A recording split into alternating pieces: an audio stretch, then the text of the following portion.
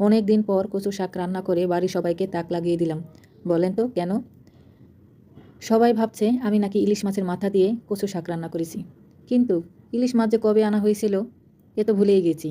মাছের মাথা দিয়ে রান্না করেছি। কী মাছের মাথা দিয়ে রান্না করেছি তা তো কেউ জানে না। খাচ্ছে তবু বুঝতে পারছি না এটা কী মাছের মাথা। আসসালামু আলাইকুম, সবাই কেমন আছেন? আশা করি নিশ্চয়ই ভালো আছেন। আমি আলহামদুলিল্লাহ ভালো আছি। আজকে কচু শাক রান্না করব। এই কচু, বড় একটা কচু আনা হয়েছিল পরশুদিন, তো গতকাল রান্না করা হয়নি। আজকে সেই কচুর ডগা ছিল, মানে কচু শাকটা ওদের আমরা তো ডগা বলি, ডাইগা বলি, কে কোন নামে চিনেন জানি না। উপরের অংশ আর নিচেরটা তো কচু মাছ দিয়ে রান্না করলাম।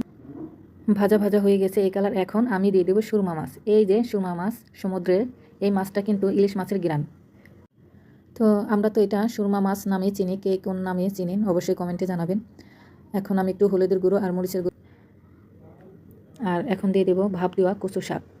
আমি যখন কচু শাকটা ভাপ দিয়েছিলাম তখন একটু লবণ